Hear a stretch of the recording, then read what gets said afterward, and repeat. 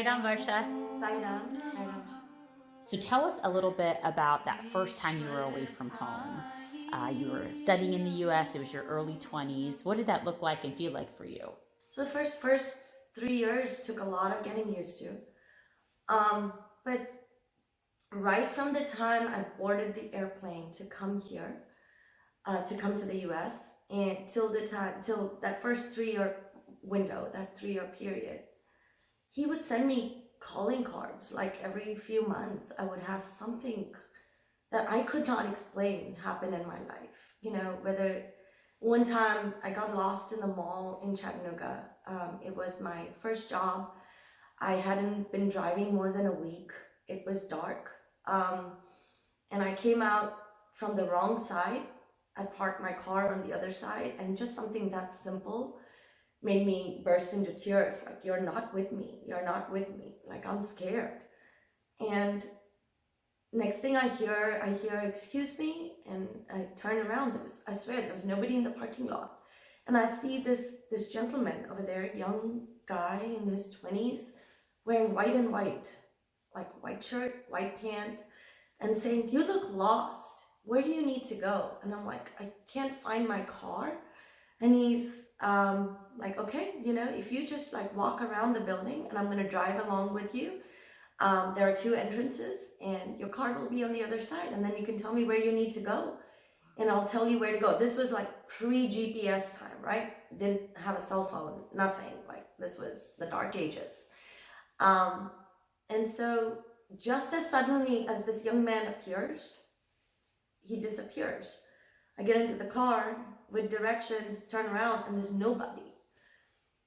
The first thought that comes to my mind is, you know, I should call Swami's boys white angels. First thought that comes to my mind is, oh, he sent a white angel.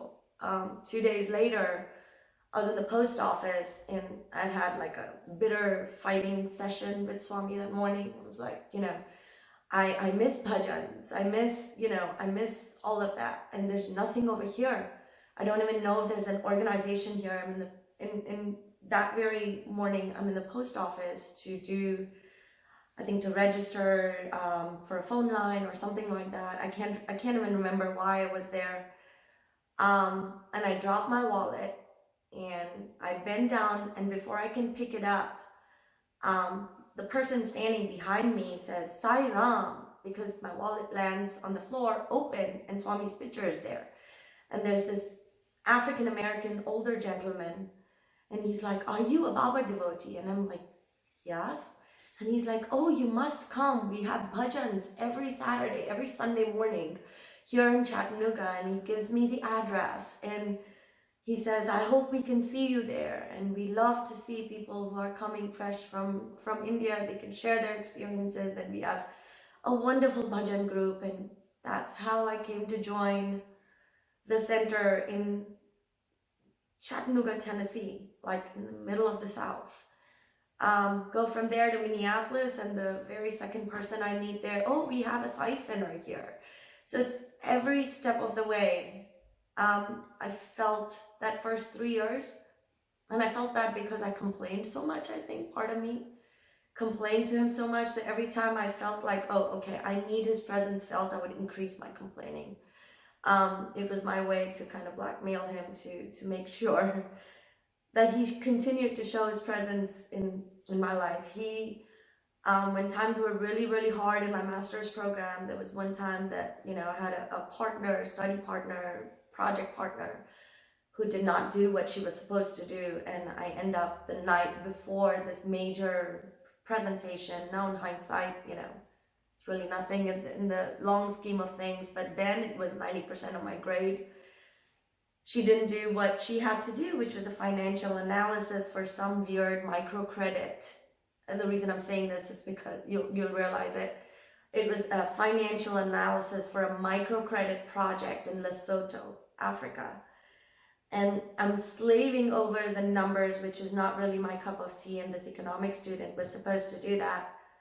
And I fall asleep in my RA desk at 3 a.m. in the morning, and next thing I know, I'm waking up at 7 a.m. with a crick in my neck and the project not completed. and I look up at the computer and I turn it back on, right from charts to graphs to graphics, everything is done for me. So those were just some examples of his calling cards and how he chose to keep that rope tied and keep me with him and keep him with me. Jai Sai Ram. Jai Sai. Sarvaswarupa Namo Namah Sarvaswarupa